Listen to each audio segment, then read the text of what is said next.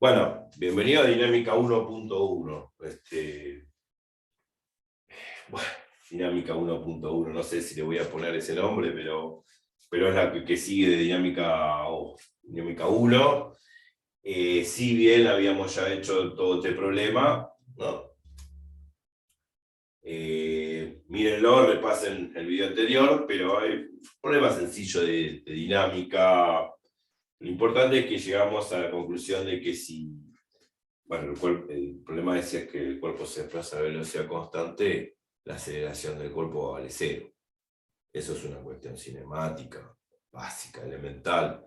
Si va a velocidad constante, no aumenta la velocidad del cuerpo, ni tampoco disminuye, entonces no hay aceleración, la aceleración vale cero. Acuérdense la fórmula de aceleración, ¿no? Velocidad final menos velocidad inicial sobre tiempo final menos tiempo inicial. Si la velocidad constante, la velocidad final es igual a la velocidad inicial. Entonces, cuando hago velocidad final menos velocidad inicial, me va a dar cero. Eso. Porque la velocidad es la misma. Entonces, me va a quedar cero dividido el tiempo, cero. O sea, si lo quieren mirar con la fórmula, ahí queda. Ahí se entiende. Cero la aceleración. Lo pongo cero acá. Esto que está restando lo paso sumando a cero, me queda esta ecuación. Y ahora viene el dilema de la trigonometría. Yo puse en el video anterior al finalizar, dije, bueno, se puede hacer igual. Va a ser f por el coseno de 37 grados. Ahora el problema es por qué es f por coseno de 37. Mucha gente tiene problemas con la trigonometría. En estos, digamos, en dinámica, por lo general la gente tiene problemas con la trigonometría, de cómo colocar los ángulos, de cómo medir el seno, el coseno. Es un tema, ¿no? Bueno, yo puse este sería el resultado final del problema, 20 newton por coseno de 37, esto sale en una calculadora común, no me acuerdo cuánto vale coseno de 37, fíjense, pero bueno, 20 newton por este número da la fuerza de rozamiento, la fuerza de fricción. Entonces, la idea es por qué es coseno, por qué es seno, este es el problema de siempre. Esto es un poco de trigonometría.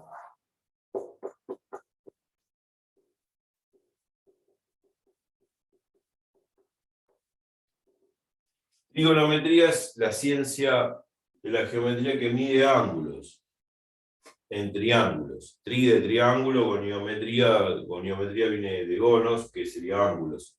Medir ángulos en triángulos. Bueno, dentro de esa teoría existen estas funciones seno y coseno que sirven muchísimo como para medir los lados del triángulo. Generalmente el triángulo rectángulo, ¿no? Si uno tiene que asociar este seno y coseno básicamente con lo que uno conoce de lo que es un triángulo rectángulo. Un triángulo rectángulo es un triángulo que uno de sus ángulos vale 90. Uno de sus ángulos vale 90. Un ángulo recto. Entonces, triángulo rectángulo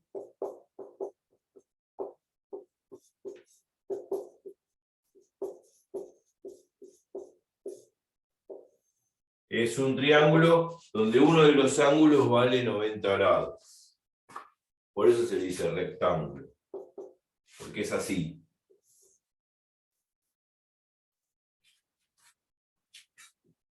Es un triángulo rectángulo. Este ángulo vale 90 grados. 90 grados es un ángulo recto, ¿no? Un ángulo recto. En grados sexagesimales. En radianes sería pi sobre 2. Pero no importa. Vamos a trabajar en sexagesimales. Este ángulo vale 90. A este ángulo lo llamamos alfa. Bueno. Es el ángulo que existe entre este lado que se llama hipotenusa, así se llama. Hipotenusa sería el lado más largo del triángulo rectángulo. Es el lado más largo. Y a esto se lo llaman catetos, A y B. A y B catetos. Vamos a poner acá A y B catetos. Cateto mayor, cateto menor, no importa. Pueden ser iguales. Catetos. Cateto significa lados de los lados menores, ¿no? O sea, del triángulo, porque el lado mayor es la hipotenusa. Bueno. ¿Qué se puede deducir? Se puede hacer mucho, bueno, hay mucho que hablar de todo esto. La trigonometría se basa en esto, el triángulo rectángulo. Ahí está todo el secreto. Digamos. El secreto está ahí. A la hipotenusa le vamos a llamar C. Es el lado C, que es la hipotenusa, es el lado más largo del triángulo. ¿Qué es lo que tenemos que entender? Algunas cositas. Algunas cositas que, por ejemplo, Pitágoras, el teorema de Pitágoras.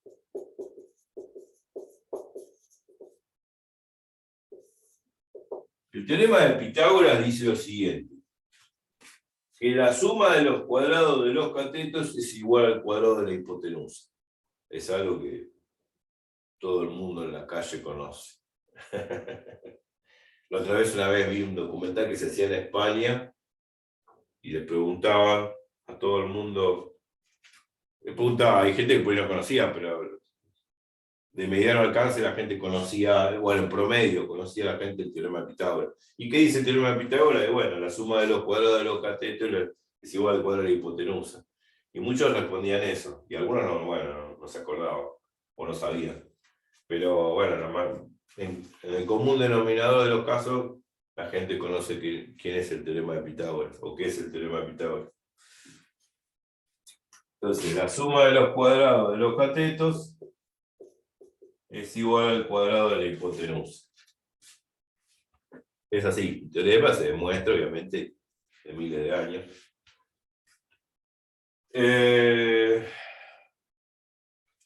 Y después vienen los ángulos. La propiedad de los ángulos.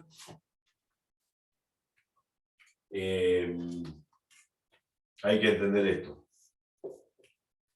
Este ángulo es alfa, este ángulo es beta, y esto es un triángulo, esto es un ángulo de 90 grados, un ángulo recto. Entonces, la propiedad dice, la propiedad de ángulos, propiedad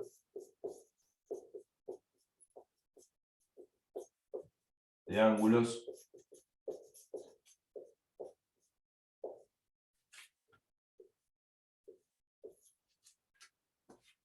que la suma de los ángulos,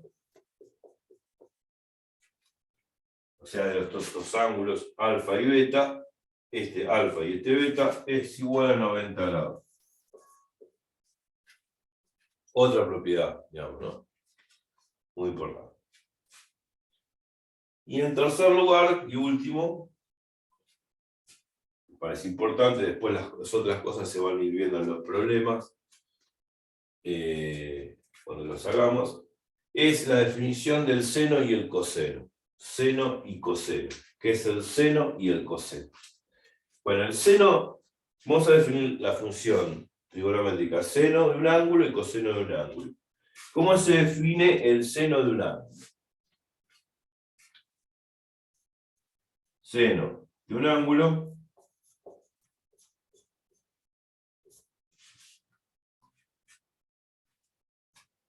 es, creo que no me va a alcanzar ahí, seno de un ángulo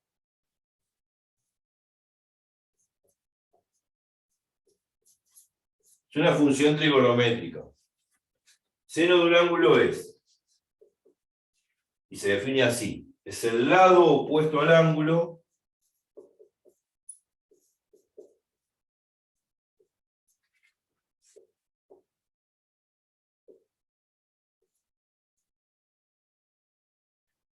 sobre hipotenusa.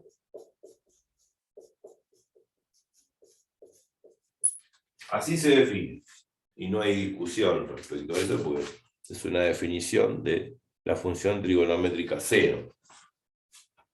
Lado opuesto al ángulo sobre hipotenusa. Y la función coseno también tiene una definición. Lado adyacente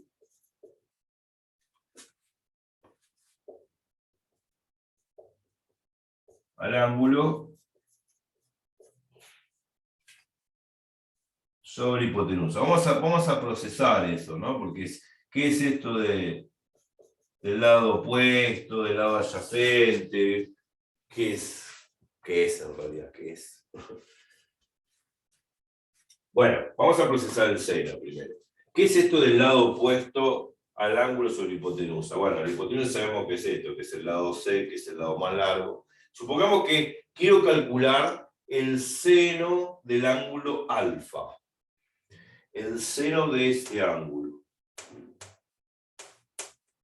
Si quiero calcular el seno de ese ángulo, vamos a hacerlo acá, total. Tenemos lugar. El seno del ángulo, vamos a hacer una línea divisoria diciendo que el problema, esto es ajeno al problema, ¿no?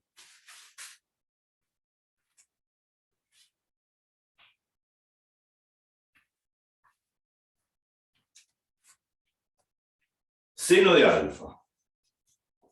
Seno del ángulo alfa.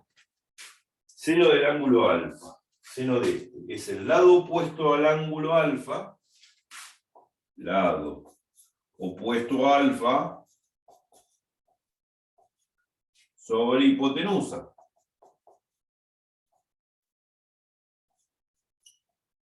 ¿Quién es el lado opuesto al ángulo alfa? El lado opuesto a este ángulo alfa es B. B es el lado opuesto. Es el que se opone, el que se enfrenta al ángulo alfa. ¿Me explico? Sí, lo veo.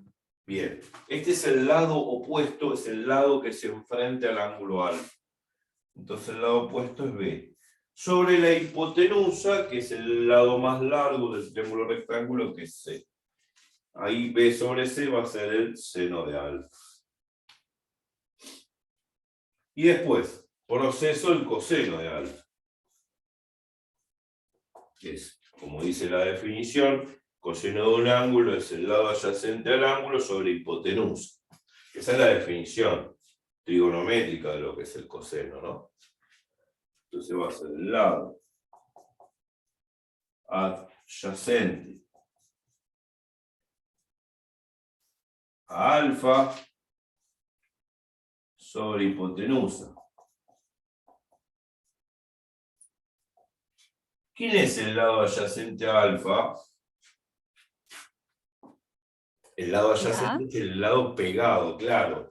El lado adyacente es el que está pegado al ángulo alfa, por decirlo así. Esto es alfa y el lado adyacente es el lado que condice con alfa, que está pegado a alfa, que no es otra cosa que A. Exacto. Entonces va A sobre C. Bueno. Listo. Ahora, la apuesta fuerte sería cómo calcular el seno y el coseno de beta de este ángulo. Con esta misma definición, Con esta misma definición. ¿Cómo calcularíamos el seno de beta y el coseno de beta? ¿Cómo calcularía seno de beta? En principio. Va a ser el lado opuesto a beta, al ángulo beta ahora, sobre hipotenusa. O sea, El sería lado... A sobre C. Exacto. Vamos, pegué una. No, bien. La idea es que hay que entender esto, y por ahí los tipos cuando explicaron física no te explicaron esto. Lo hicieron así de corrido, lo hicieron directamente como lo hicimos al final del último video. Pero eso no es la forma es explicar de dónde salen las cosas.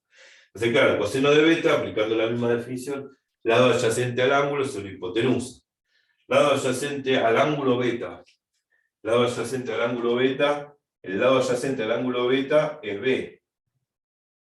B sobre C.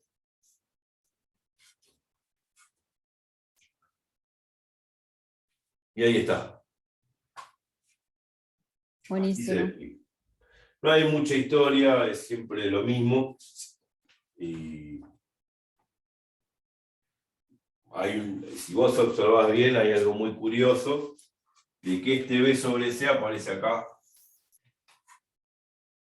Y esto te está diciendo que el seno de alfa es igual al coseno de beta. Y eso es otra propiedad también que aparece de regalo, de chapa, podríamos decir, cuando uno define el seno de alfa y el coseno de beta. Son iguales, claro, porque se dice que alfa y beta son complementarios, por el hecho de ser complementarios es por esto, de que alfa más beta es 90 grados. Y por esa condición podemos decir que el seno de alfa va a ser igual al coseno de beta. Y lo mismo pasa con A sobre C acá y A sobre C acá son lo mismo, o sea que el coseno de alfa es igual al seno de beta. Por esa misma condición de que alfa y beta son ángulos complementarios, o sea, alfa más beta es 90 grados. Bueno, pero no importa esa propiedad, ¿eh? Vino al pasado. Muchas veces uno nombra cosas al pasado que no van a ser útiles. Pero lo más importante es saber definir el seno de un ángulo, el coseno de un ángulo y punto, y se acabó. Y así viene la cosa. Y volviendo ahora al problema, a nuestro lindo problema, ¿qué teníamos acá? Un triángulo rectángulo, donde tenemos a F que vale 20 newton como la hipotenusa, a F de X el cateto, uno de los catetos.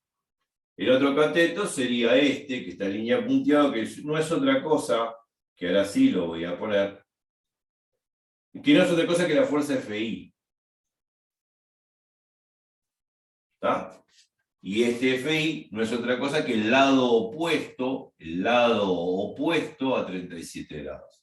En cambio, Fx es el lado adyacente al ángulo de 37 grados. Si es el lado adyacente, entonces lo del lado adyacente está asociado, por definición, al coseno del ángulo, que es el lado adyacente al ángulo sobre hipotenusa. Entonces, si uno quisiera aplicar esta misma definición de coseno al problema, se puede hacer, tácitamente se puede hacer. ¿Y por qué? Porque sí, porque yo estoy cumpliendo trigonométricamente esta definición, que el coseno de un ángulo es el lado adyacente al ángulo sobre hipotenusa. Acá, el lado adyacente al ángulo es f de x. Vamos a ver si tengo... Sí, voy a borrar los datos totales, esto ya sirve para nada. Después los valores, los números se ponen al final, todo se calcula. Entonces, yo sé que f de x es el lado adyacente al ángulo de 37 grados, y la hipotenusa es f. Entonces, por esta definición que está acá abajo, el coseno de un ángulo es el lado adyacente al ángulo sobre hipotenusa. Entonces, coseno de 37 grados no es otra cosa que el lado adyacente al ángulo, que es f de x, sobre la hipotenusa, que es f.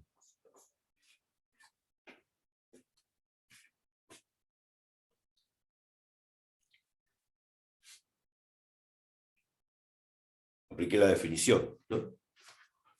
Lado adyacente al ángulo sobre hipotenusa. Lado adyacente al ángulo de 37 es f de x, sobre la hipotenusa, que es f, que es 20 newton. Entonces, bueno, a la hora de despejar f de x, pasó esto, que está dividiendo, multiplicando acá, y me queda que f por coseno de 37 es f de x. Y de ahí sale esto que yo puse al final del video anterior, ligeramente, f por coseno de 37, que no es otra cosa que la fuerza de fricción o la fuerza de rozamiento. ¿Se entiende? Buenísimo eso que explicaste, porque en general los ejercicios los veíamos más como lo que escribiste al final, Sí. y entonces yo no me acordaba, entonces era como que aparecía de la nada y, y no lo veía, y ahora lo puedo entender más, Sí. lo puedo ver, así Sí. que buenísimo. Sí, hay un par más de cosas que vamos a utilizar en los problemas, que no voy a mencionar ahora porque no viene en la colación, digamos, del problema, porque si no se va a hacer una gran confusión. La idea es que cuando veamos otros problemas vamos a hablar de ángulos correspondientes y alternos internos, sobre todo cuando hagamos problemas que tienen que ver con planos inclinados. Pero eso lo voy a mencionar en el momento justo, no ahora, porque si no es como decir, Ah, bueno, está bien, lo entendí, pero ¿cómo se aplica? Esa es la pregunta de todos. Entonces prefiero dar ese par de argumentos geométricos, de ángulos correspondencia alternos, internos, cuando aparezca en el problema. Y va a aparecer en esos problemas con fuerzas, con planos inclinados, que son un poquito más complejos por la trigonometría que tiene, pero son fáciles de resolver una vez que uno entiende bien la trigonometría básica, agregando lo de ángulos correspondientes y ángulos alternos internos. Cuando lo veamos justamente en el problema, se va a entender muy claramente. Y va a servir para futuros problemas también. Pero eso lo voy a mencionar cuando aparezca, no ahora, porque si no se va a armar una gran galleta, y creo que esto es lo mínimo necesario como para entender trigonometría y saberlo aplicar a un problema de física. Listo, perfecto. Bien, después, bueno, vendrían más problemas. Creo que mucho más, creo que el problema no pedía más otra cosa que esto. Bueno, sí, la fuerza de fricción es F por coseno de 37, bueno, hay que hacer la cuenta. El coseno de 37 con una calculadora lo calculo, lo multiplico por 20 y me da en Newton la fuerza. La fuerza que debería ser el piso sobre el cuerpo para evitar de que el cuerpo se mueva, o sea, la fuerza que más bien, la fuerza que debería ser el piso sobre el cuerpo para que se mueva, perdón, a velocidad constante. Dije que no se mueva, porque la fuerza de fricción siempre tiende a que no se Sí, mueva. da 15,97. 15,9. Bueno, Así que en ese caso tendría sentido, porque si fuese igual la fuerza no se movería, ¿no? claro, bueno, la idea es que para que no se mueva el cuerpo, lo que debería suceder que la fuerza X debería ser menor que la fuerza de fricción. En todo caso, si la fuerza en X, que sería esta fuerza que está acá, no sobrepasa el valor de la fuerza de rozamiento o de fricción, y el cuerpo no se va a mover. Mínimamente debería cumplirse esto, que f de x sea igual a la fuerza de fricción, o f de x superior a esa fuerza de fricción. Si f de x es igual a esa fuerza de fricción, bueno, acá lo vemos, f de x menos f de r va a quedar 0. La aceleración va a ser 0, se va a mover a velocidad constante. Si la fuerza f de x supera a la fuerza de fricción, esto es mayor que esto, esta diferencia va a dar positiva. Y por lo tanto, si esta diferencia va a dar positiva, me va a quedar una aceleración positiva, me va a quedar una aceleración y el cuerpo no va a estar moviéndose a velocidad constante, sino va a estar acelerando. ¿Me explico? Sí, perfecto. Ahora, si la fuerza de fricción, la fuerza Fx que yo aplico, ¿no? Empujando el cuerpo, si esta fuerza Fx no supera a la fuerza de fricción y no se va a mover. Supongamos que esta fuerza de fricción es una fuerza de rozamiento estática. No hablé de rozamiento estático ni de rozamiento dinámico, pero sí en otro problema va a aparecer. Acá el problema habla tácitamente de una fuerza de rozamiento, una fuerza de fricción, pero no discrimina si es dinámica o estática. Bueno, habla de fuerza de fricción, que esta fuerza de fricción va a ser una fuerza de rozamiento dinámico en este problema porque el cuerpo se está moviendo, se está desplazando a una velocidad constante. La fuerza de rozamiento dinámico ya lo dice la palabra. Es la fuerza de fricción que hace la superficie sobre el cuerpo mientras el cuerpo se esté moviendo. En cambio, la fuerza de rozamiento estático es una fuerza que se opone al supuesto movimiento del cuerpo, ¿no? Pero cuando el cuerpo está estático, cuando el cuerpo está en reposo. Tendremos que hablar en otro video de eso, pero es interesante que cuando es fuerza de rozamiento estático el cuerpo está en reposo. Es una fuerza que hace de rozamiento, que hace el piso sobre el cuerpo para que éste no se mueva. Y el cuerpo está quieto. Por ejemplo, básicamente, así ya vamos terminando la exposición.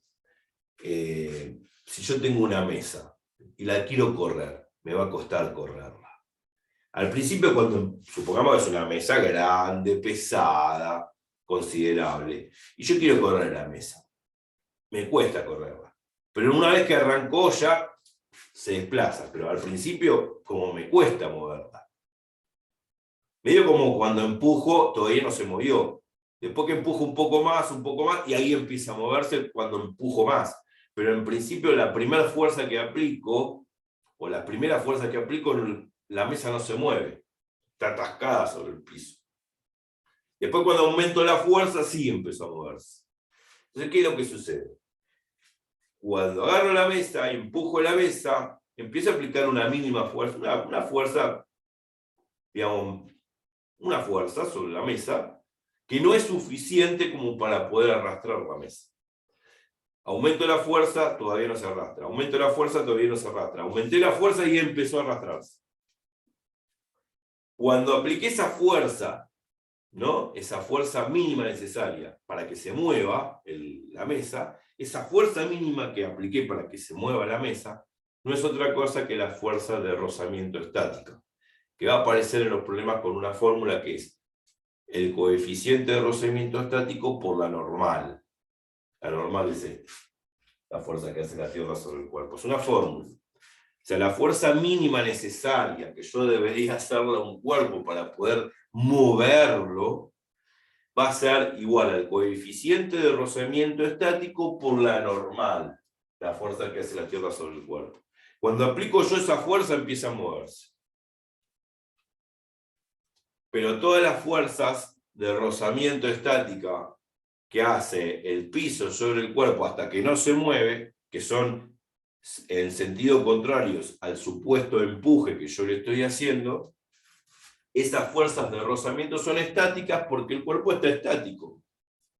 Recién cuando aplico esa fuerza mínima necesaria, que es el coeficiente de rozamiento estático por la normal, ahí empieza a moverse. Cuando empezó a moverse se está desplazando ya el cuerpo. Y cuando se está desplazando ya no existe más fuerza de rozamiento estático, existe lo que se llama la fuerza de fricción dinámica, la fuerza de rozamiento dinámico, que es el coeficiente de rozamiento dinámico por la normal. Bueno, esta fuerza de acá, el rozamiento es rozamiento dinámico, que es el coeficiente de rozamiento dinámico por la normal. Pero acá no se habla de coeficiente de rozamiento dinámico ni nada por el estilo, se habla de fuerza de fricción. Pero me adelanto que en otros problemas, cuando el cuerpo ya se esté moviendo, la fuerza de fricción, cuando el cuerpo se está moviendo, es de rozamiento dinámico, mientras la fuerza de fricción es estática cuando el cuerpo está en reposo y yo lo intento empujar y todavía no se mueve. ¿Me explico? Sí, sí, sí. Eso lo vamos a ver en otros problemas. Me adelanto porque va a suceder. O sea, van a aparecer problemas donde aparezca la fuerza de rozamiento estática, la fuerza de rozamiento dinámica, y van a aparecer problemas también con planos inclinados donde vamos a ver problemas de trigonometría y donde vamos a agregar un par más de conceptos de trigonometría que tienen que ver con ángulos alternos internos y ángulos correspondientes que van a servir mucho para procesar aquellos problemas complicados de ángulos con planos inclinados.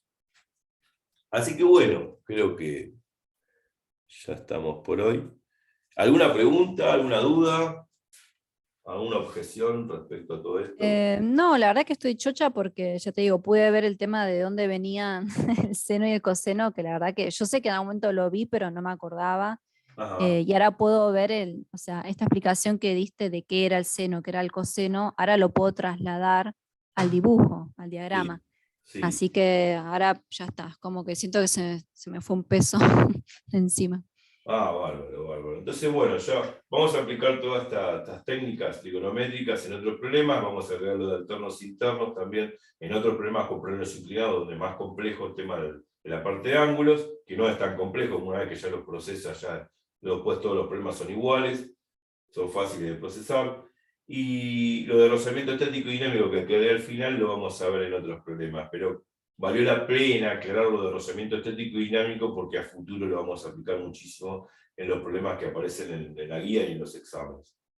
Así que bueno, dejo esto para la foto, así que bueno, nos estaríamos viendo en otra clase de dinámica, así que, o clase de lo que sea de física, así que bueno, intenten hacer problemas y ya veremos lo más complicado de dinámica, bueno, complicado, problemas más complejos como con planos inclinados, e introducir el tema de rozamiento estático y dinámico, que lo voy a volver a repetir, a pesar de que di, obviamente, la introducción y la diferencia de lo que es la fuerza de rozamiento estático y dinámico, que va a ser muy importante a la hora de realizar problemas de física. Así que bueno, nos veríamos en el próximo video. Así que me despido. Chau, chau.